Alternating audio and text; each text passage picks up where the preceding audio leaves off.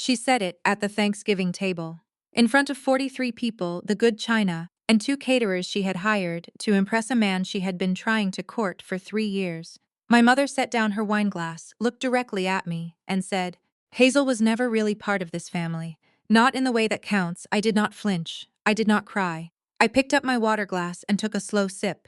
What my mother did not know was that the man she had spent 3 years trying to impress, the one sitting at the head of her table, the one she had set the good china out for, had driven 4 hours that evening for one reason: me. And when he stood up, he walked past my mother, past Brent, past every person at that table. He stopped in front of me. My name is Hazel Jenkins. I am 32 years old, and what happened next changed everything. Before I continue, tell me in the comments where you are watching from tonight. And hit like and subscribe if you have ever been made to feel invisible by the very people who were supposed to love you most. I want to tell you something about the house I grew up in. From the outside, it looked like the kind of place that belonged on Anna's Christmas card. 4,000 square feet of colonial revival on Elmwood Drive in Wellesley, Massachusetts. White shutters, a circular driveway, a Japanese maple in the front yard that turned the color of a bruise every October. My mother kept it immaculate. She understood early on that appearances were a form of armor. Inside was a different matter. There were 2 sets of rules in that house. I understood them before I understood long division. Brent got the rules that bent. If he broke something, it was an accident. If he failed a test, the teacher had it out for him. If he came home at 2 in the morning smelling like cheap beer and someone else's cologne, my mother would set a glass of water and 2 aspirin on his nightstand and never say a word. Brent was 3 years older than me, broad-shouldered and easy with a smile, and my mother looked at him the way people look at something they made and cannot quite believe they made it. I got the other set of rules, the ones with no give in them. If I left a dish in the sink, it was laziness. If I got a B, it was lack of focus. If I tried to explain myself, it was backtalk. I learned early that the fastest way to survive a day in that house was to take up as little space as possible. Sit quietly, finish your plate, do not ask for things twice. I used to think it was just the way some mothers were, harder on daughters, holding girls to a sharper standard because the world would. I told myself that story for years because it was easier than the alternative being that she simply did not like me. I was 7 the first time I noticed the photographs. Our house was full of them, framed on the stairwell wall, arranged on the credenza in the front hallway, clustered on the mantel above the fireplace. There was Brent at every age, Brent in his Little League uniform, Brent at his first communion, Brent grinning gap-toothed at Disney World. My father's hand on his shoulder. I appeared in the family photos too, but always slightly off-center, always at the edge of the frame as if I had wandered into someone else's picture. My father, Richard Jenkins, was a quiet man who worked long hours in commercial real estate and came home tired. He was not cruel. He was simply not present enough to counterbalance what was happening in the rooms he was not in. I do not blame him for that entirely. He did not have the language for what he was watching. Neither did I. What I had was a talent. I found it by accident at 14, during a biology unit on heredity. The teacher explained how DNA carried instructions, not just for eye color and height, but for everything, the entire blueprint of a person, encoded and passed down. I sat in that plastic chair and felt something shift in my chest. The idea that identity had a structure, that it could be read, that it was not just a feeling someone's assigned to you, but something real and measurable, and yours, regardless of what anyone said about it. I chased that feeling straight through high school on a borrowed library card and a lot of late nights. Full scholarship to Northeastern. Master's degree in molecular biology from Tufts. Then a position at Meridian Forensic Genetics in Boston, a private firm that processed DNA analysis for legal cases, inheritance disputes, missing persons, and medical research. I was 32 years old and I was good at my job. Exceptionally good. My colleagues knew me as methodical and precise. The kind of analyst who did not make assumptions, who followed the data wherever it went, who had learned the hard way that the most dangerous thing in a lab, and in a life, was deciding what you expected to find before you actually looked. I told very few people about my family. What was there to tell? My mother called once or twice a year, always with a reason. A document to sign. A holiday she expected me to attend because it would look strange if I didn't. A reminder that I owed the family a certain baseline of performance in public, even if the private arrangement between us was something colder. I went when she asked. I sat where she put me. I ate what was served.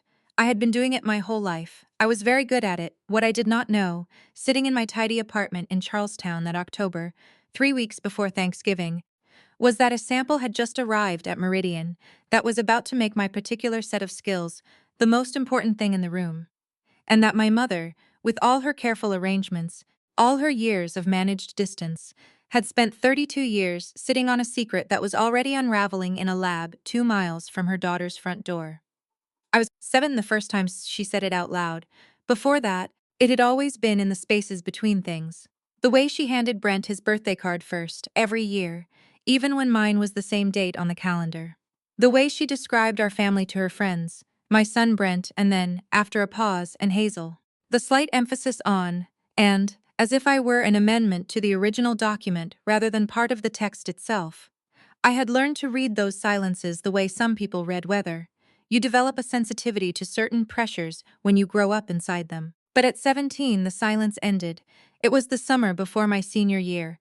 My Aunt Gloria, my father's sister, one of the few adults in my life who looked at me like I was fully there, was visiting from Providence for a long weekend. She had brought her daughter Renee, who was my age and my closest thing to a real friend in those years. We spent the afternoon in the backyard, the four of us, my mother included, eating strawberries on the patio while the sprinklers ran on the far side of the lawn. Aunt Gloria had been going through old photographs. She did this when she visited, pulled out albums from the hall closet, and narrated them like a tour guide, filling in names and dates my mother never bothered to explain. She held up one photograph of my father as a young man, maybe 22, standing in front of a lake somewhere. Dark-haired and squinting into the sun, she looked at the photo. Then at me. Then back at the photo. Funny, she said, not unkindly. Brent is the spitting image of Richard. But Hazel, you must take after the other side. It was a casual observation. The kind people make about families all the time. She was already turning to the next page in the album. But my mother had gone very still. The stillness lasted only a second. Then she set down her glass of lemonade with a precise, controlled motion and said, in a voice that was almost conversational, "Well, that's because Hazel was never really ours in the same way. Not blood, not really. It's complicated." Aunt Gloria looked up. Renee stopped mid-reach for a strawberry. I sat completely still. My mother picked up her glass again and took a long sip, as if she had said nothing more remarkable than a comment about the weather forecast. She turned to Aunt Gloria and asked about her drive down from Providence. I do not remember the rest of that afternoon.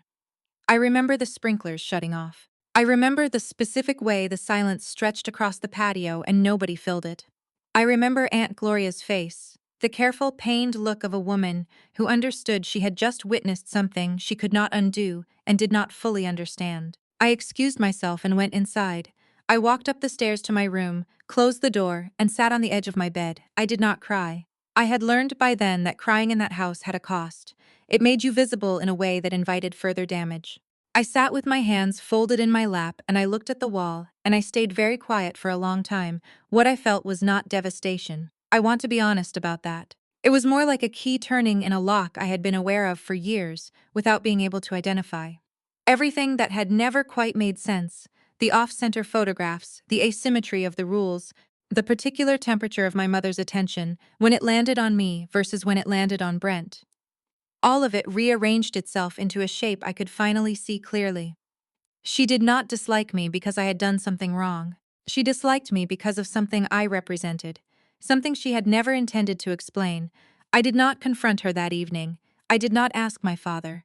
I understood, in the wordless way of a child who has spent years reading the room, that asking would accomplish nothing except making things worse.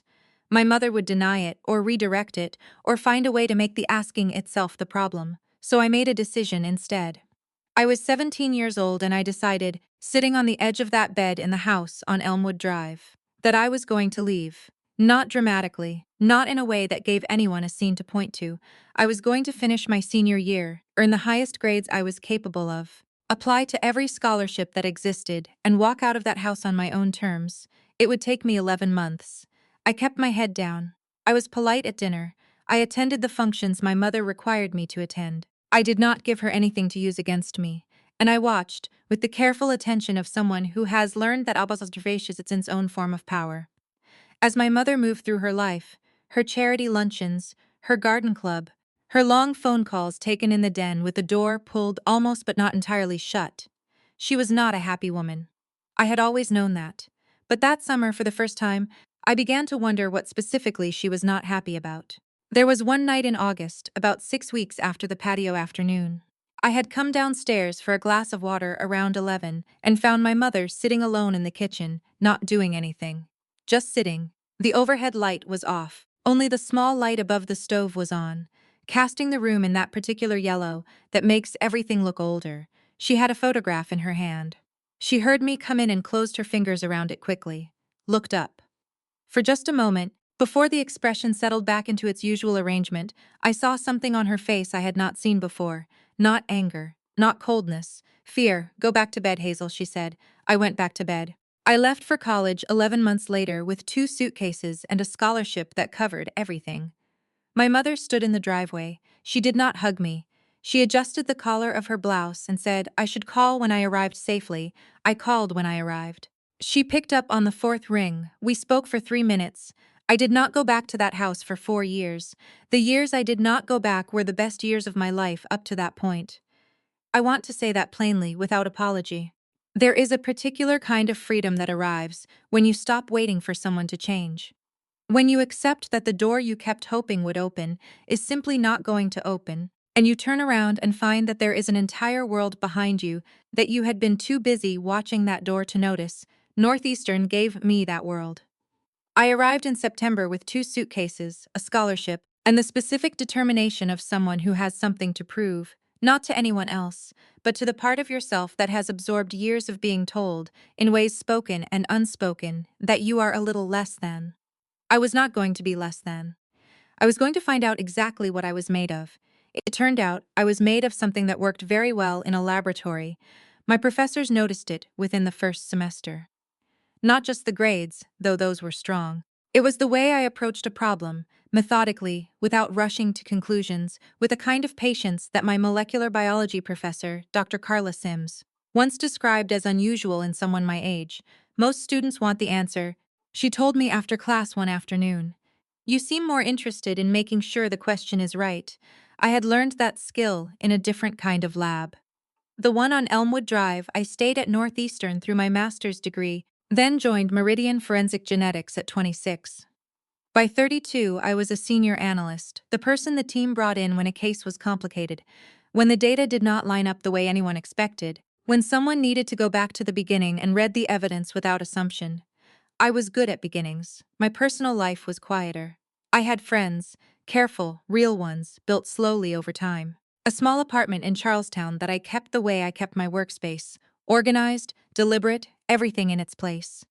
A cat named Wren who had opinions about my work schedule. I dated occasionally, without urgency.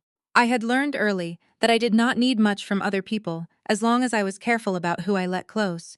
My mother called twice a year. Sometimes 3 times if there was a family event she needed me to appear at. I went when it was unavoidable. I sat where she put me, ate what was served, said what was required, and left as soon as the minimum had been fulfilled. It was a workable arrangement. Not a warm one, but workable. My father had a mild heart attack when I was 28. I flew home immediately, sat in the hospital waiting room for 6 hours, and held his hand when they let me in to see him. He looked smaller in the hospital bed than I had ever seen him look. He held my hand back and told me I had turned out well. It was the most direct thing he had ever said to me, and I have thought about it many times since. He recovered fully. We spoke more often after that. Not about anything important, but more often. He would call on Sunday evenings and tell me about a property deal, or a baseball game, or something Brent had done. I listened. It was something. He died 2 years later. Uskin heart attack, this one without warning, on a Tuesday morning in March. I flew home again. I sat through the funeral in the front pew of a church I had attended maybe a dozen times in my life, next to my mother who was composed and dry-eyed in a way I recognized as performance, and next to Brent who wept loudly, and at length in a way I recognized as also performance. And I said goodbye to the quietest person in that family in the only way available to me, which was silently. After the reception, my mother pulled me aside in the hallway of the house on Elmwood Drive. She had a glass of white wine. She looked at me the way she sometimes did, measuring, assessing, calculating something I was never quite able to identify. Your father left the house and the accounts to me, she said. Eventually, everything goes to Brent. I want you to understand that now, so there are no unpleasant surprises later. I looked at her. I understand, I said. Good. She took a sip of her wine. It's cleaner this way. I drove back to Boston that evening. I sat in my apartment with Ren in my lap and the city lights coming through the window, and I stayed very still for a long time, the way I had learned to do at 17 on the edge of a bed in a room that had never quite felt like mine. I was not devastated. I had not expected anything different, but something had shifted. Some last. Residual hoping, the kind you carry so deep you barely know it's there until it's gone, went quiet. It was 3 months after my father's funeral that I found the box. I had agreed to go back to the house to help sort through some of his things. My mother was traveling for a week with her friend Carol from Garden Club, and she had asked being a generous word, instructed was more accurate, to go through the items in the attic storage room and determine what could be donated. I spent a Saturday afternoon in the attic. It was October, the same month it had always been in my worst memories of that house. The Japanese maple outside already turned dark red through the small attic window. Most of the boxes were ordinary, old tax documents, holiday decorations, Brent's childhood sports trophies, which my mother had apparently kept every single one of 12 in total, arranged in a box with tissue paper as if they were artifacts. The last box I opened was smaller than the others. Unmarked. Pushed to the back corner behind a garment bag, inside was a manila envelope sealed. A small stack of letters bound with a rubber band, and underneath both of those, face down, a photograph. I turned the photograph over. It was my mother, young, mid-20s, maybe, laughing in a way I had never once seen her laugh in real life, the kind of laugh that takes over a whole face. She was standing next to a man I did not recognize. Tall, silver at the temples even then, a particular way of holding himself, straight, deliberate. The posture of someone who had learned early that rooms paid attention to him. He had his hand at the small of her back. They were at some kind of outdoor event, gala maybe, string lights above them, both dressed formally. I stood in that attic for a long time holding that photograph. I did not open the letters, not yet. I set the photograph back, face down, closed the box, and put it exactly where I had found it. I drove back to Boston. I sat at my kitchen table with a cup of tea that went cold while I stared at nothing. I thought about the man in the photograph, the particular set of his shoulders, the way the camera had caught him mid-turn, almost looking directly at the lens. I thought about what I did for a living, and I thought about the fact that somewhere in a database at Meridian Forensic Genetics, there were approximately 40,000 anonymized DNA profiles, and that I was one of perhaps 6 people in the state of Massachusetts with the clearance and the expertise to read them. I did not act on that thought, not yet, but I did not let go of it either.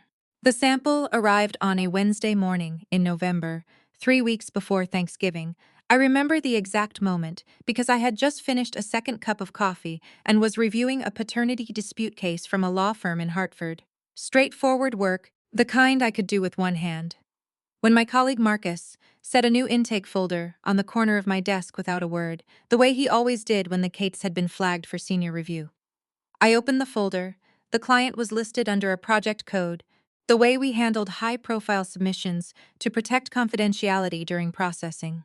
Research partnership, the intake cam form said. Voluntary genetic health screening. The sample had been submitted through a medical research consortium we occasionally partnered with, a routine arrangement. Nothing about the folder was unusual. I logged the sample into the system, assigned it a processing queue, and went back to the Hartford case. I did not think about it again until Friday afternoon. That was when the automated comparison algorithm ran its nightly batch, a function we used to flag potential familial matches across our active case database, primarily for missing persons and unidentified Mrzane's work. It was background software. It ran every night at 11. Most mornings there was nothing in the output folder worth opening. That Friday, there was a flag. I almost missed it. I was putting on my coat to leave for the weekend when the notification appeared on my secondary monitor. A familial match alert, medium-high confidence, 2 profiles, 1 active case submission from Wednesday, 1 archived profile from a case I had worked 18 months prior, a sample I recognized immediately because it was one of the few in our database that belonged to a staff analyst rather than a client mine. We were required to submit our own DNA profiles when we joined Meridian. Standard protocol for contamination control, so that if analyst DNA ever appeared in a sample, the system could flag it and rule it out immediately. My profile had been in the database for 6 years. In 6 years, it had never matched anything. I stood with my coat half on and looked at the screen. The match confidence was 47.3%. In forensic genetics, a 47 to 50% shared DNA profile means one thing with very high certainty. It means first-degree biological relation, parent, sibling, child. My hands were completely steady. I want to be clear about that. They did not shake. I had spent 10 years training myself to read data without reacting to it before I understood it. And that training held. I sat back down. I took off my coat, I pulled up both profiles side by side on my screen, and I began to work. The Wednesday sample belonged to a man. I could determine that from the chromosomal markers without accessing any identifying information. Sex chromosomes were part of our standard profile output, XY, male. The shared segments were distributed across multiple chromosomes in the pattern I knew well from parent-child cases. Not a sibling match. The segment distribution was wrong for siblings. The pattern I was looking at was consistent with one relationship configuration specifically. This man was my father. I ran the secondary verification manually. Then I ran it a third time using a different analytical method, the one we used for contested legal cases where the margin for error had to be essentially zero. The confidence interval on the third run was 99.1%. I sat back in my chair. The office was empty by then. The overhead lights had switched to their after-hours setting, dimmer, the kind of light that makes a room feel like it belongs to nobody. Outside the window, Boston was doing what Boston does in November, going dark early, the harbor cold and flat, the city pulling its collar up. I thought about the photograph in the attic. The man with silver at his temples, and a particular way of holding himself. The laugh on my mother's face that I had never once seen directed at anyone in our family. I thought about the sealed manila envelope I had not opened. I thought about my mother standing in the hallway after my father's funeral with her glass of white wine, telling me that everything was going to Brent, that it was cleaner this way, that she wanted me to understand so there would be no unpleasant surprises. I accessed the client intake form for the Wednesday sample. Our confidentiality protocols required a project code during processing, but the source documentation, the original submission from the Medical Research Consortium, was accessible to senior analysts for chain of custody verification. I had legitimate professional authorization to open it. I opened it. The name on the original submission was Leonard Ashworth.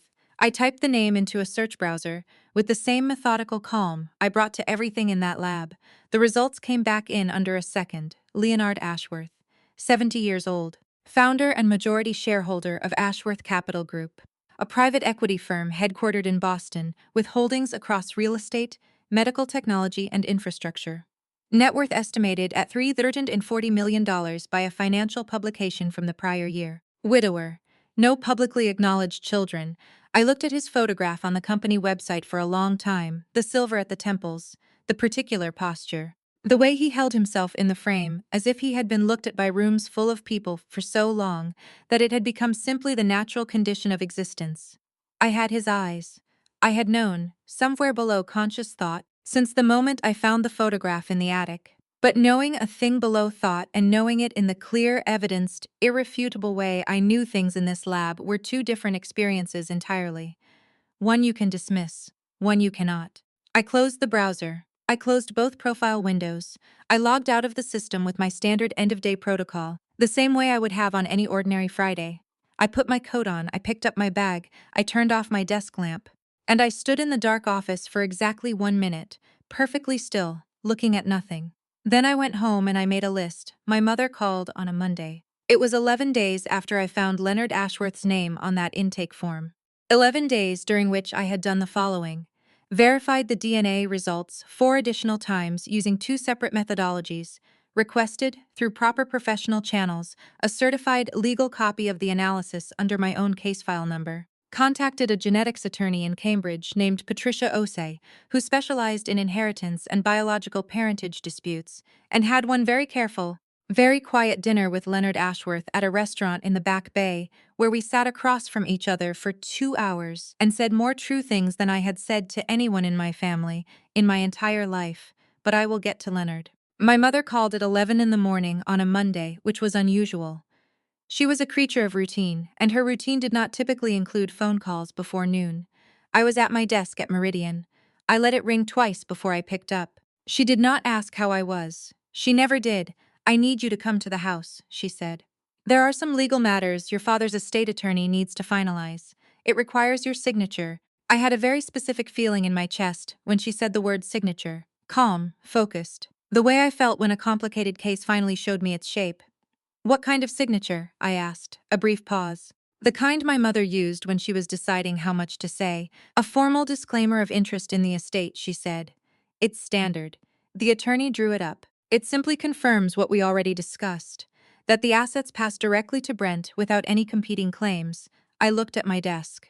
At the certified copy of the DNA analysis in the folder on the left side of my workspace, next to the Hartford paternity case I had closed the week before. I see, I said. It won't take long. You come, you sign, you leave. I'll have Margaret make lunch. Margaret was the housekeeper.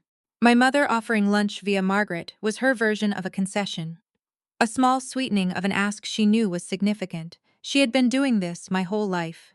The slight softening right before the demand, just enough warmth to make refusal feel ungrateful. I'd need a little time to review the document before I sign anything, I said. Can you have the attorney send it to me in advance? Another pause. Longer this time, Hazel. It's a formality. There's nothing to review, I understand. I'd still like to read it first. The temperature in her voice dropped by several degrees. I had felt that drop my whole life, and it had always worked on me. A kind of Pavlovian contraction, the body bracing for what came after the cold. But I was 32 years old, and I was sitting in a laboratory where I had just proven, with 99.1% certainty, that the woman on the other end of this phone had spent 3 decades managing a secret that rewrote everything she had ever told me about who I was. The cold did not work the way it used to. Fine, she said. I'll have him send it. Thank you, I said. Can I have 2 weeks? I want to have my own attorney look it over. The pause this time was long enough that I could hear her breathing. You have an attorney. I do now, I said pleasantly. I'll be in touch. I ended the call. I sat for a moment with the phone face down on my desk, and I took 3 slow breaths, the way Dr. Sims had taught me years ago when a particularly complex case was making me rush. Ground yourself in the method, she used to say. The method does not panic. Neither do you. I thought about what my mother had heard in that call. She had heard resistance. That was new. I had not resisted directly in years. She would be unsettled by it. She would call Brent. Brent would have opinions. Things would accelerate from her end, the way they always did when she felt control slipping. I needed to use those 2 weeks carefully. I had already used 11 days carefully. I need to tell you about Leonard. I had reached out to him through his company's main contact line, identifying myself professionally, senior analyst at Meridian Forensic Genetics, and referencing the research consortium submission he had made. I asked for a brief meeting to discuss the results of his profile analysis. It was a legitimate professional contact. His assistant called back within the hour. We met at a restaurant called Marlowe in the Back Bay on a Thursday evening. I arrived first and chose a corner table. I ordered sparkling water and waited. He walked in and I understood immediately, in a way that bypassed thought entirely, what it meant to look at someone and see yourself. Not dramatically. Not the way it happens in films, with swelling music and sudden tears. More quietly than that, the specific angle of the jaw. The way the eyes moved, assessing a room quickly, landing on the person they were looking for. The slight forward tilt when he sat down, elbows on the table, fully present. I had done those things my entire life, without knowing where they came from. We shook hands. He looked at me with an expression I could not immediately read. Something careful and searching and not entirely surprised. You work at Meridian, he said. I do, I said. I'm the analyst who processed your sample. He was quiet for a moment. And you found something, he said.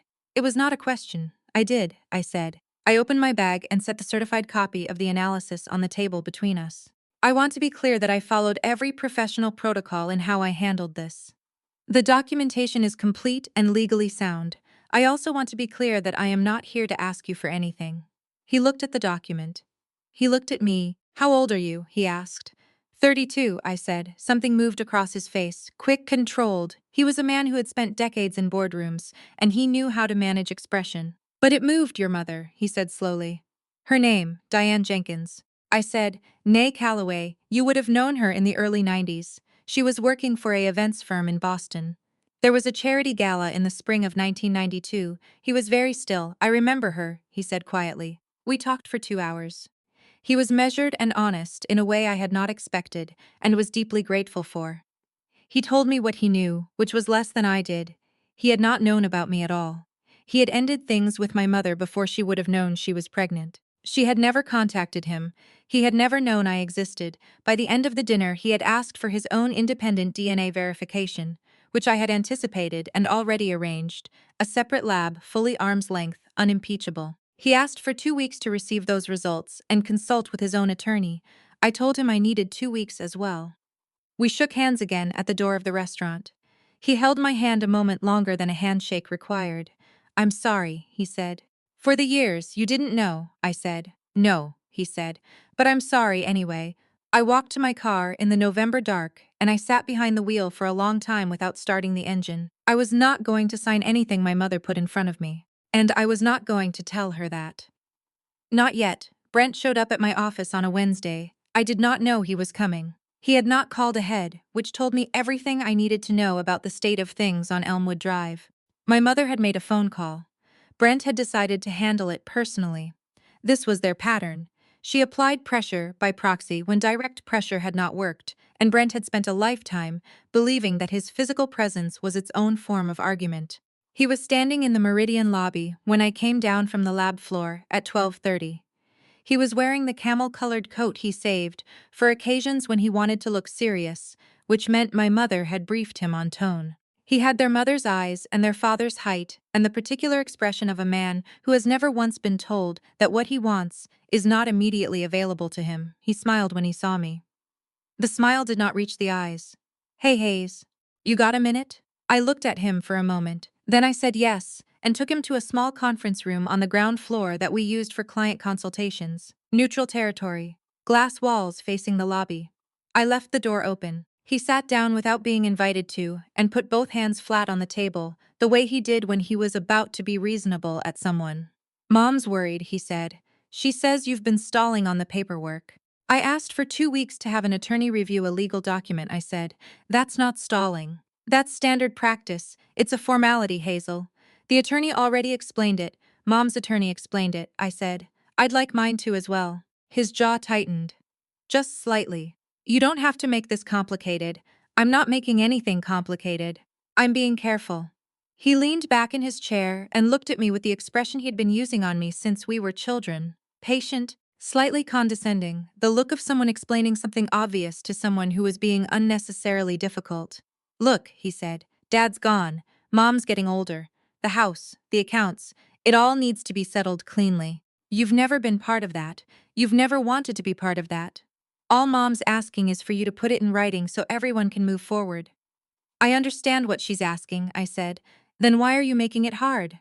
I looked at him across the table. I thought about the box in the attic. About Leonard Ashworth's hands folded on the table at Marlowe, the careful way he had said I remember her. About the certified document sitting in the locked drawer of my desk upstairs, 6 floors above the room we were currently sitting in. "I'm not making it hard, Brent," I said. "I just want to understand what I'm signing." He stared at me for a long moment. Then he stood up, buttoned his coat, and looked down at me with something that had moved past patience into something colder. "Don't do this," he said quietly. "Don't decide after all this time to suddenly have opinions about a family you've never been part of. It won't end well for you." He left. I sat in the conference room for a few minutes after he walked out. The glass walls gave me a clear view of the lobby, and I watched him push through the front door and disappear onto the street without looking back. Then I went upstairs, made a cup of tea, and got back to work. 3 days later, the rumors started. I heard about them first from my cousin Renee, Aunt Gloria's daughter, the one who had been on the patio that summer afternoon when everything changed. Renee was one of the handful of people from that family I had stayed genuinely close to. She called me on a Saturday morning, and I could tell from the first syllable that she was uncomfortable. "I don't want to be the one to tell you this," she said. "But people are talking. Aunt Diane has been telling people that you've been unstable. Since Uncle Richard died, she's saying you've been struggling, that you had some kind of episode, that she's worried about your mental state." I was quiet. She told my mom. Renee continued. "And I know she told the Hargrove cousins because Janet called me yesterday asking if you were okay." Hazel, she's telling people you might contest the estate out of, she used the word delusion. That you've constructed some kind of story, I see. I said, is there anything I should know? Because if there is, I'm on your side. Whatever it is, I thought about what to tell Renee. I trusted her. Genuinely, the way you trust someone who stayed kind to you when staying kind cost them something. But I was not ready, not yet. The independent DNA verification Leonard had commissioned was still processing. Patricia O.C. was still reviewing the estate documents. The pieces were almost in place, but almost was not all the way. There's something, I told Renee, but I need a little more time. When I'm ready to tell you, I will. I promise. Okay, she said. I believe you, I know you do, I said. Thank you. After I hung up, I sat at my kitchen table with Ren heavy and warm in my lap, and I thought about my mother, about the architecture of what she was doing. The legal pressure through the disclaimer, the physical pressure through Brent, and now the social pressure through reputation. 3 vectors applied simultaneously. It was, in its way, a sophisticated operation. She had been managing perception her entire life. She was good at it. What she did not know was that I had spent 10 years in a profession where the only thing that mattered was evidence. Perception was noise. Evidence was signal. And the signal, in this case, was so clean it would cut through everything she was building. Leonard called that same Saturday evening. His independent verification had come back. He had spoken with his attorney, a senior partner at a firm in downtown Boston named Whitmore and Associates. That afternoon, the results were consistent with mine. 99.3% confidence, parent-child relationship confirmed. His attorney had already begun preparing documentation. I'd like to invite you to Thanksgiving, he said. I had not expected that. I was quiet for a moment. My daughter should not be eating Thanksgiving alone. He said simply. I felt something move in my chest that I did not immediately have a name for. Something that had been very tightly held for a very long time. There's something I need to tell you, I said. My mother is hosting Thanksgiving this year. She does it every year. The whole extended family, 40-something people. She's already sent invitations. She's planning to make an announcement about the estate at the dinner. Silence on his end. She's going to formally declare that everything goes to Brent, I said.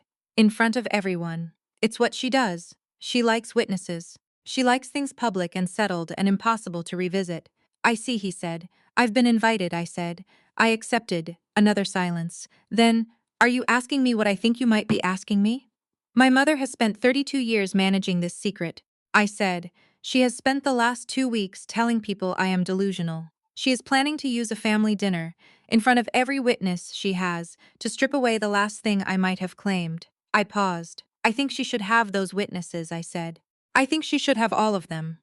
Leonard was quiet for a long moment. I'll need my attorney present, he said. Patricia O.C. will be there as well, I said.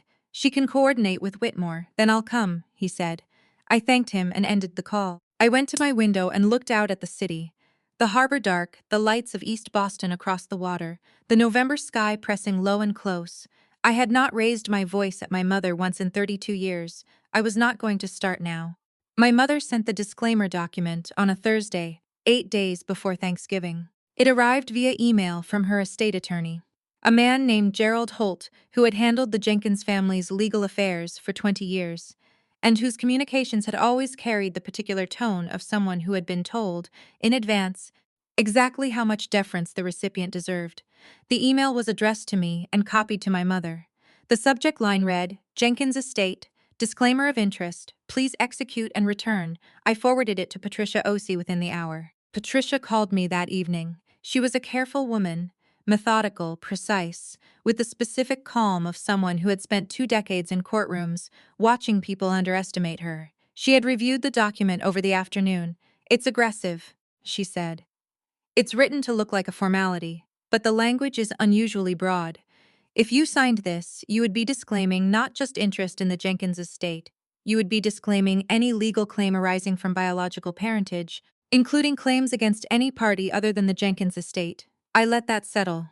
She knows, I said, or she suspects, Patricia said. Either way, someone helped her draft this very carefully. This document is not boilerplate, Hazel. Someone told Gerald Holt exactly what to close. I thought about my mother sitting in the kitchen at 11 at night, with the light above the stove, and a photograph she had closed her fingers around the moment she heard me on the stairs. I thought about the 32 years she had spent managing the distance between what was true and what everyone believed. She had always been 2 steps ahead. The difference was that I had never, until now, been playing the same game. Don't sign it, Patricia said. Unnecessary advice, but I appreciated the clarity. I won't, I said. What do I do with Gerald Holt? Nothing yet. Let the deadline pass. When he follows up, I'll respond on your behalf. I'll cite standard legal review timelines. Nothing inflammatory, nothing that signals what we're actually preparing. We want her focused on the disclaimer, not on what's coming from the other direction. She'll escalate, I said. Yes, Patricia said. Let her. Every move she makes now is documented. I did not respond to Gerald Holt. Patricia sent a brief, professional reply 2 days later acknowledging receipt and requesting an extension of the review period. Courteous. Unremarkable. The kind of response that gave nothing away. My mother called the next morning. I did not pick up. She called again that afternoon. I did not pick up. She left a voicemail. I listened to it once, standing in my kitchen. Her voice was controlled, but I could hear the thing underneath the control. Not quite anger, something more pressurized than anger. The sound of a very organized person watching the edges of their organization begin to blur. Hazel. I don't know what you think you're doing, but I need you to understand that this delay is causing real problems. Gerald needs that document before the end of the month. If you are trying to make a point, you've made it. Call me back. I saved the voicemail. I saved every voicemail. Brent called 2 days later. I let that go to voicemail as well. His message was shorter and less controlled than our mother's, the frustration closer to the surface, the reasoning looser. Hazel, this is getting ridiculous. Mom is upset. Just sign the papers and be done with it. I don't know what you're trying to accomplish, but you're not going to accomplish it. Call her back. I saved that one too. Patricia was right. Every move they made was documented, and they were making a great many moves. In the meantime, I was finishing the weapon. Leonard's independent DNA verification had been completed and certified by a lab in New York. Entirely unconnected to Meridian, entirely unconnected to me professionally, a clean chain of custody that nobody could challenge. His attorney, James Whitmore, had certified copies of both analyses, mine and the independent one, along with a sworn statement from Leonard confirming the timeline of his relationship with my mother in 1992. Whitmore had also prepared an initial filing for a legal recognition of parentage, which under Massachusetts law once filed, created a public record that could not be quietly undone. Whitmore and Patricia had spoken twice. They had coordinated the documentation into a single packet, thorough, cross-referenced, legally immaculate. The kind of packet that does not leave room for alternative interpretations. I reviewed it on a Sunday evening, the week before Thanksgiving, spread across my kitchen table while Wren walked across the pages with the complete indifference of a cat who does not understand what a legal document is and would not care if he did.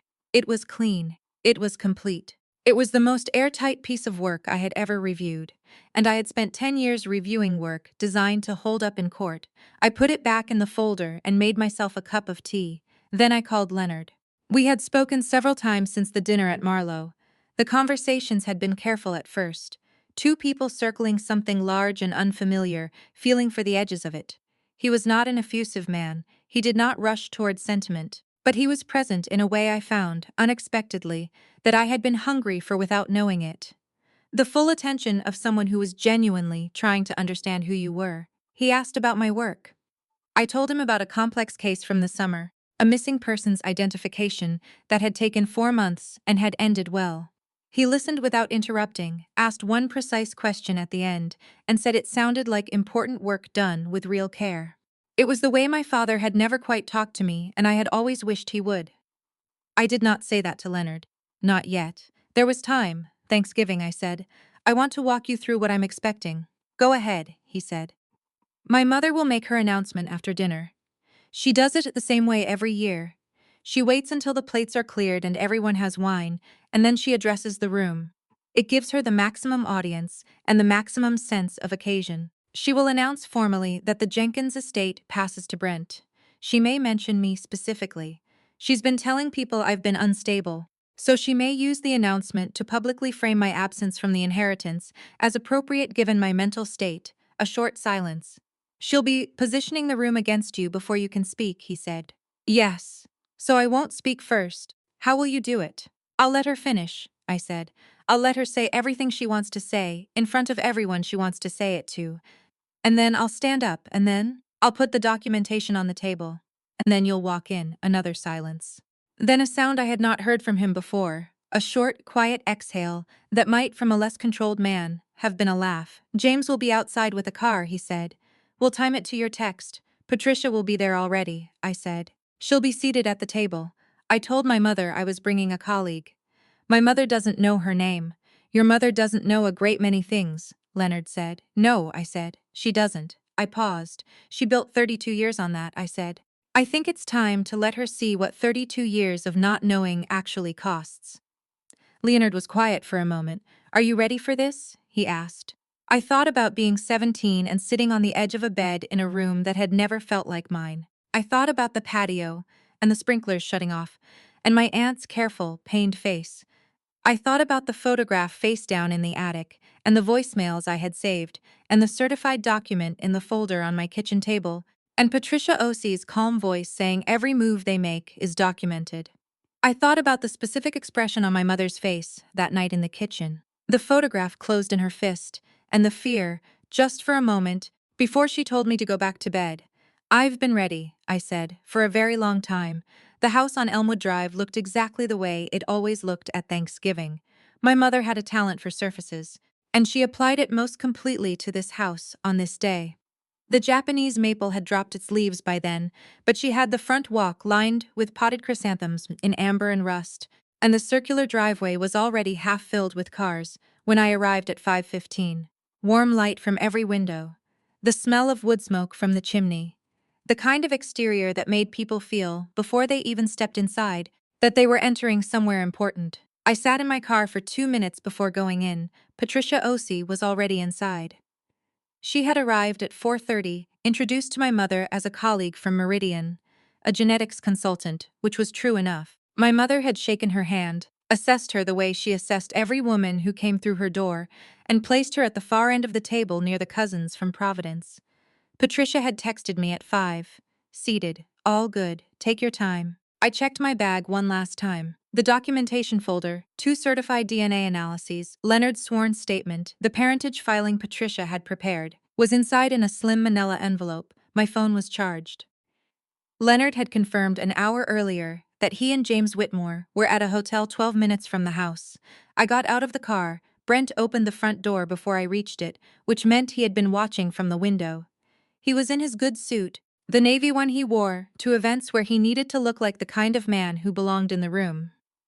He looked at me the way you look at someone you have already won against, enjoying the last few moments before they understand it too.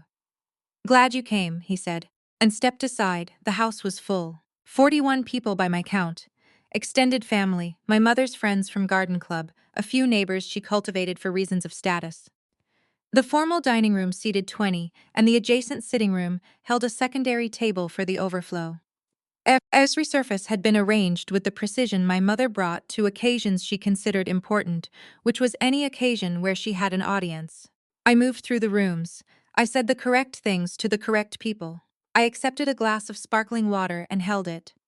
Aunt Gloria found me near the fireplace and squeezed my arm and looked at me with the specific expression of a woman who did not know what was coming, but had learned, after decades of knowing my mother, to pay close attention. When Hazel Jenkins appeared in a room with a particular kind of stillness, Renee caught my eye across the sitting room and raised her eyebrows. I gave her the smallest nod. My mother moved through the party the way she always moved through parties. Centerward, continuous, the gravitational point around which the evening organized itself. She was in a deep green dress that she had bought for this occasion specifically. I was certain of it. She looked at me once, early in the evening, across the length of the front hallway, a measuring look, trying to read what I had come prepared to do. I smiled at her, pleasantly, the way I had been smiling at her for 32 years. She turned away. Dinner was served at 6:30. I was placed, as always, at the secondary table in the sitting room, near the cousins, away from the main table where my mother sat at the head with Brent at her right. The message was architectural, the way it had always been. The seating chart was a statement. Patricia was 4 seats to my left, talking easily with Renee's mother, looking for all the world like exactly what my mother believed her to be, a pleasant professional acquaintance filling a chair. The meal took 90 minutes. I ate. I participated in the conversations around me. I was present and warm and entirely unremarkable, which took more concentration than anything I had done in the lab that month. At 8 o'clock, when the plates had been cleared and the wine refilled and the room had settled into that particular post-dinner ease. Loosened collars, second glasses, the satisfied comfort of people who have eaten well and feel warmly toward the world. My mother stood up. She did it with the ease of long practice, a gentle touch of her wine glass with a dessert spoon. The room came to attention, the way rooms always came to attention for my mother. She had worked for that her entire life, and she had earned it, in the specific currency of performance and control. I want to take a moment, she said, before dessert to talk about family. She paused. She looked around the room, both tables, the full assembled gathering, with the expression of someone who has waited a long time to say something and has chosen this moment carefully. Richard has been gone 2 years now, she said. And I have spent those 2 years thinking about what he would have wanted. He was a man who believed in clarity, in things being settled and understood, a breath. So tonight I want to make clear, with all of you as witnesses, that the Jenkins family estate, the house, the accounts, everything Richard and I built, will pass in full to Brent, murmurs, nods. Brent looked at the table with his hands folded, performing humility. I also want to address, my mother said, and her voice shifted almost imperceptibly, just slightly cooler, just slightly louder, a frequency I had heard my entire life, some recent confusion. There have been questions about the estate, about who has standing, about certain claims. She did not look at me. She did not need to. Every person in the room understood who she meant. I want to be clear that the family is united on this. There is no ambiguity. There are no competing claims. She lifted her wine glass to Richard, she said. And to this family, people raised their glasses. I set mine down. I stood up.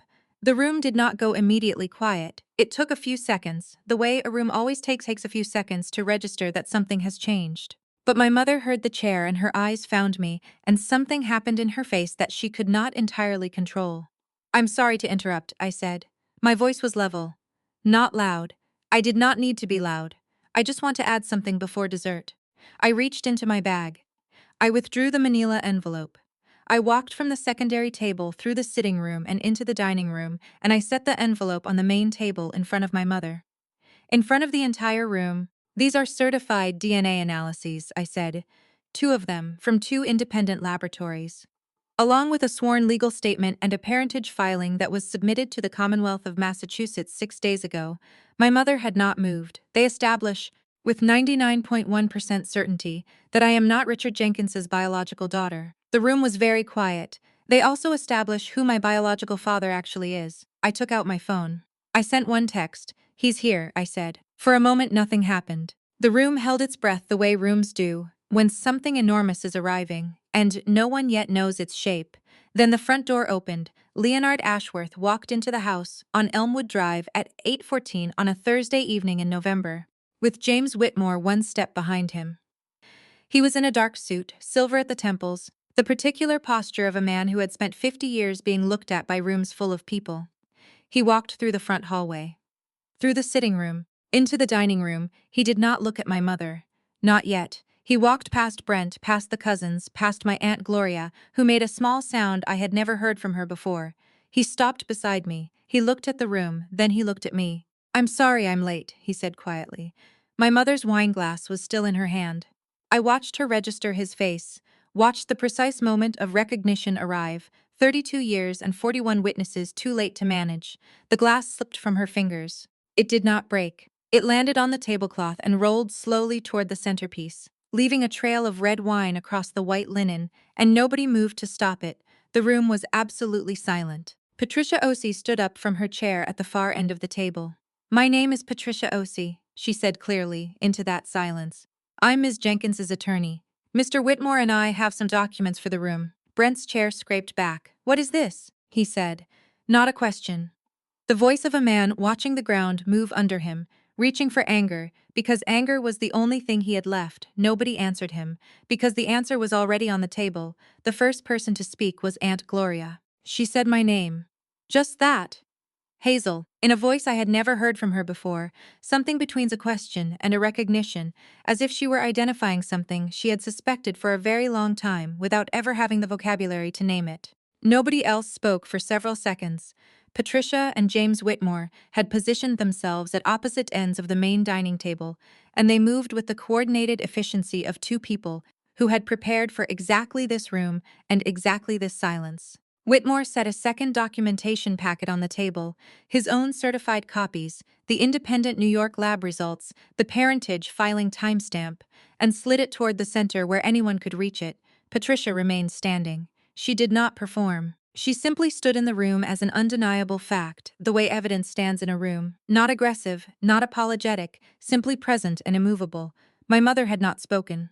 She was still at the head of the table in her deep green dress, with the wine stain spreading slowly across the white linen in front of her. And she was looking at Leonard Ashworth with an expression I had never seen on her face in 32 years. It was not anger, it was not calculation, it was something stripped down and unmanaged, the expression of someone watching the architecture of 3 decades come apart in real time, and finding that there is no prepared response for it because you never genuinely believed it could happen. She had believed she was untouchable. She had spent so long managing perception that she had confused the managed version of events with the actual version. The way people sometimes do when the performance has run long enough. Brent had pushed back from the table and was standing now. Which was worse than if he had stayed seated because standing gave the impression of action without providing any actual action to take. He looked at me. He looked at Leonard. He looked at the documentation packet in the center of the table. "This is a setup," he said. She planned this, she brought these people here too. Brent, Leonard said. One word. The specific register of a man who has run boardrooms for 40 years and knows exactly how much volume is required to end a sentence. Brent stopped. Leonard looked at him with the calm attention of someone who does not need to be unkind, to be absolute. "I would encourage you," Leonard said, "to let the attorney speak." Brent sat down. James Whitmore cleared his throat. He was a composed man in his mid-60s, the kind of attorney who wore his competence like a well-fitted jacket, present, but not showy. He addressed the room in the measured tone of someone delivering information, rather than argument. "I represent Leonard Ashworth," he said. "A parentage filing was submitted to the Commonwealth of Massachusetts 6 days ago, establishing Mr. Ashworth as the biological father of Hazel Jenkins. The filing is now a matter of public record. A petition for legal recognition of that relationship has been filed concurrently. Both documents are included in the packet before you." He paused. "In addition, Mr. Ashworth has amended his estate documentation to reflect his daughter's existence. Those amendments were executed 3 days ago with a second witness present and are legally binding under Massachusetts statute." The room absorbed this. I watched it move through the assembled faces. 41 people doing the math simultaneously. The social and financial and familial implications rearranging themselves in real time. My Aunt Gloria had her hand over her mouth. Renee was crying quietly, which I noticed with something warm and unexpected in my chest. The Hargrove cousins were looking at each other. The garden club friends were looking at my mother. My mother, who still had not spoken, it was Brent who broke first. He had been sitting with his hands flat on the table since Leonard had told him to let the attorneys speak, and the stillness had been costing him. Brent had never been built for stillness. He was a man who managed discomfort through motion, through volume, through the performance of certainty, through the forward pressure of someone who had spent his entire life being told that forward pressure was his birthright. She manipulated him, he said. His voice was too loud for the room. "She works in a genetics lab. She had access to his sample. She ran the test herself. She engineered this entire. The primary analysis was run by a senior analyst at Meridian Forensic Genetics," Patricia said without raising her voice. "The independent verification was conducted by a separate laboratory in New York, with no connection to Meridian, to Ms. Jenkins, or to anyone in this room. Both results are in the packet. The methodology, the chain of custody, and the certifications are all documented. Mr. Holt is welcome to retain his own expert to review them." Gerald Holt, my mother's estate attorney, was seated 2 chairs from Brent. He had said nothing since the proceedings began. He was a man who understood, with the instinct of someone who had practiced law for 30 years, that the moment to speak had not yet arrived and might not arrive tonight. He looked at the packet on the table and said nothing. "She's not family," Brent said. Louder now, the composure fully gone. "She has never been family. Mom said it herself. She was never really Brent," my mother's voice. He stopped. She was looking at him, and the look, I had seen that look directed at me my entire life. The particular cold that preceded correction landed on him for what I believed was the first time. He flinched, physically, visibly flinched, the way you flinch when something you thought was only ever aimed at other people suddenly turns toward you. "Stop talking," she said quietly. He stopped. The room was silent again. My mother looked at the documentation packet on the table. She looked at it for a long time without touching it. Then she looked at Leonard. "You didn't know," she said. It was not a question. It was the sound of a woman doing a rapid recalculation, not remorse, not yet, something more transactional than that. Assessing what he knew and when. "No," Leonard said. "I did not know. Not until Hazel found me. How long ago?" "6 weeks." My mother closed her eyes briefly. When she opened them, she looked at me for the first time since I had stood up. It was the longest she had looked at me directly in 32 years. I looked back. I did not look away. I did not soften it. I was not unkind. I was not there to be unkind. That was never what this was about. But I did not give her the exit of a dropped gaze. I had spent a lifetime looking away when she looked at me, making myself smaller, taking up less space. I was done with that. I simply looked at her, steady and clear, the way I looked at evidence. She was the one who looked away. Brent had been very still since my mother told him to stop talking, but still was not a natural state for him, and it was running out. I watched something move across his face, the specific progression of a man who is losing control of a narrative and knows it and is about to do something he cannot take back because the alternative is standing there and accepting the loss. "I want to know," he said, his voice dropping to something quieter and uglier than the shouting, "exactly how much of this you set up. Because you had access to his profile before anyone knew you were connected. That's a conflict of interest. That's professional misconduct. I could have your license, Mr. Jenkins." It was James Whitmore. The same even tone, the same unhurried delivery. "I'd encourage you to be very careful about the next few sentences." Brent looked at him. "Any claim of professional misconduct would require a formal filing. A formal filing would require disclosure of the circumstances under which Mr. Ashworth's sample came to be in the Meridian database, specifically, that it was submitted through a research consortium under a project code, processed according to standard protocol, and flagged by an automated system to which Ms. Jenkins had legitimate authorized access. It would also require an explanation of why the Jenkins family's primary interest in challenging the results appears to be financial rather than scientific." Whitmore paused. "I'm happy to let that proceed if you'd like." Silence. Brent sat back. And then, because he was Brent, because he had spent 36 years in a house where volume was a form of currency and he had no other currency left, he said the thing that ended it. "Fine," he said. "Fine. You want the truth?" Dad knew. Dad always knew she wasn't his. He stayed because Mom asked him to, and because it was easier, and he never once. Brent, my mother's voice, sharper now. A warning, but it was too late. He never once treated her like she was really. That is enough. The room had gone to a different quality of silence, not the held breath silence of before. Something heavier. The silence of 41 people who have just heard a confession that was not meant for them. In a room where everything said was witnessed and nothing could be unsaid. Aunt Gloria made a sound that was not quite a word. Renee had stopped crying and was staring at Brent with an expression I had never seen on her face before. I looked at my mother. She was looking at Brent with something I could only describe as ruin, not grief, not exactly, but the specific expression of a woman watching 32 years of careful management collapse in a single uncontrolled sentence, spoken by the one person she had trusted to hold it. She reached for the edge of the table with both hands. Her knuckles were white.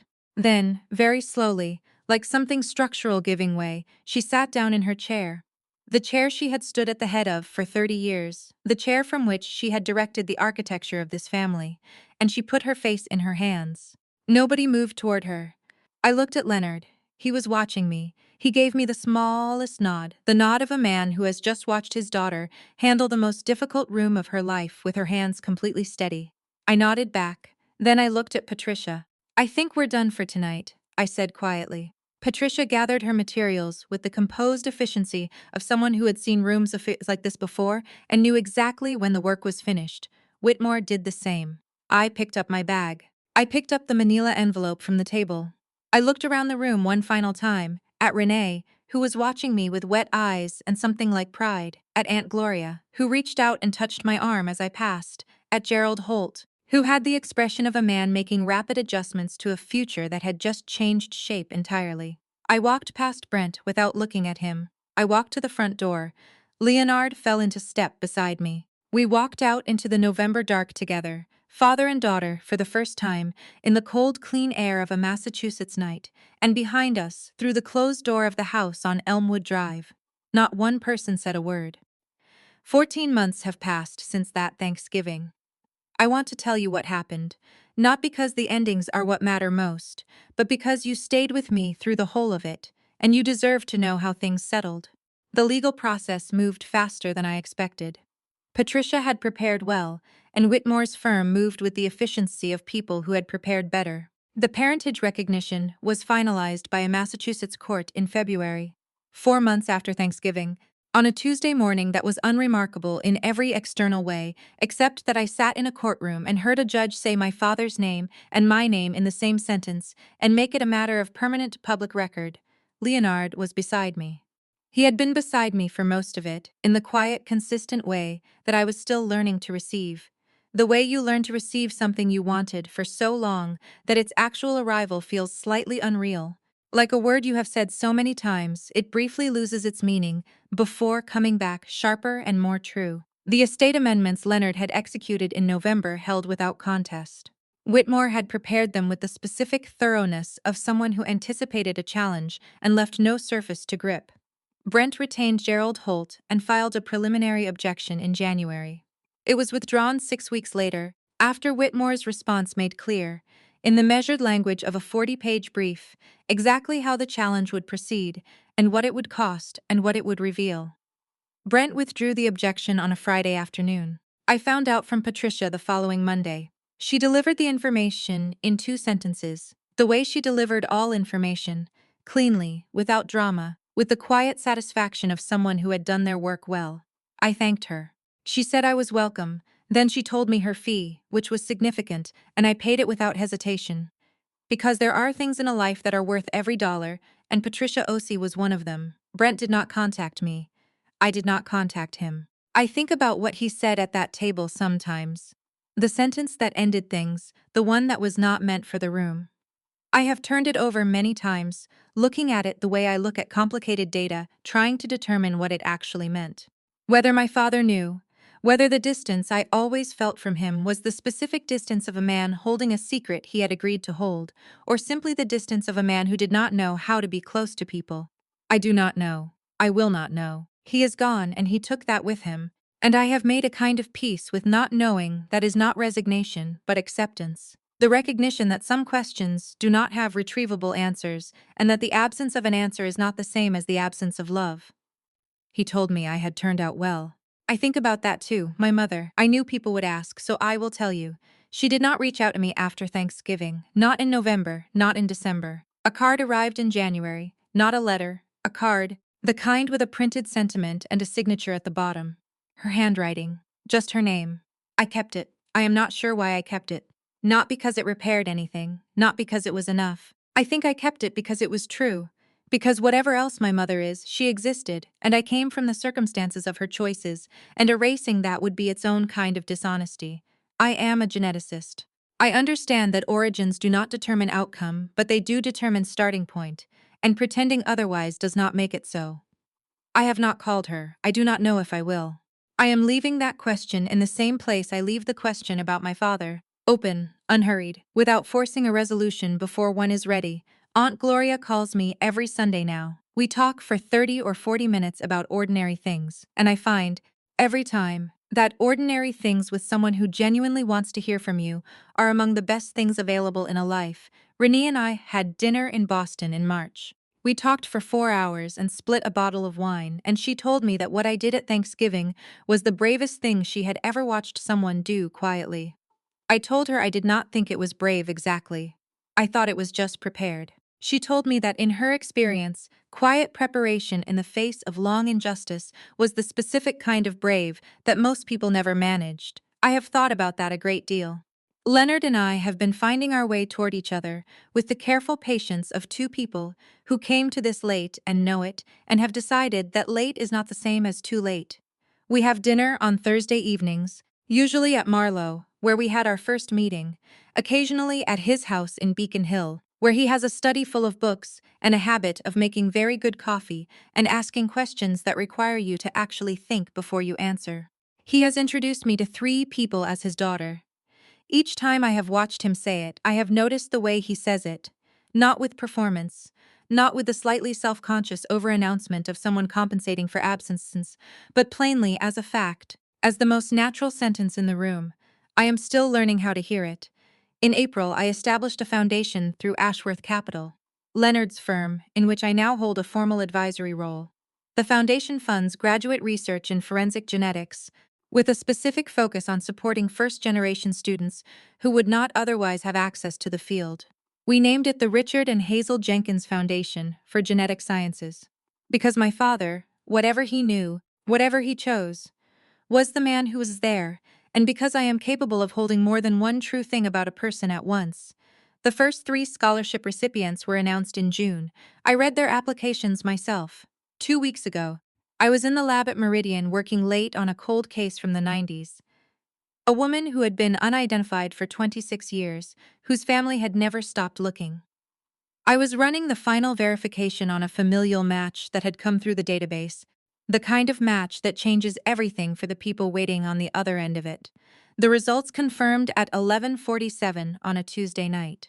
I sat in the quiet of the lab with the city dark outside the windows, and I thought about what it means to know where you come from. Not just genetically, though that is real and it matters, and it is the work I give my life to, but in every way a person needs to know it. The specific knowledge that you are not a mistake or an inconvenience or an amendment to someone else's story, but a person with origins and a name and a place in the world that is yours, regardless of whether anyone acknowledged it. I thought about a 17-year-old girl sitting on the edge of a bed in a room that never felt like hers. I thought about the woman she became. I closed my laptop, turned off my desk lamp, and went home through the November dark, and the city was quiet, and the harbor was flat and cold, and I was exactly who I was, and I knew exactly who I came from. And that knowledge, earned, documented, irrefutable, was the most important thing I had ever found in a laboratory. It was the most important thing I had ever found anywhere. If there is one thing I want you to carry from this story, it is this. Your identity does not belong to the people who refused to see it. It was never theirs to grant, and it was never theirs to take. It existed before their verdict, and it will exist long after their verdict stops mattering. You do not have to be loud to hold your ground. You do not have to perform pain to make it real. You only have to know what you know, gather what you can prove, and be patient enough to wait for the room that is ready to hear it. The truth does not expire. It simply waits. If this story reached something in you, if you have ever been told you were less than, if you have ever been made to feel like an amendment to someone else's life, I want to hear from you in the comments. Tell me where you are watching from. Tell me what you held on to. And if this is your first time here, subscribe and stay close, because there are more stories like this one, and you deserve every single one of them.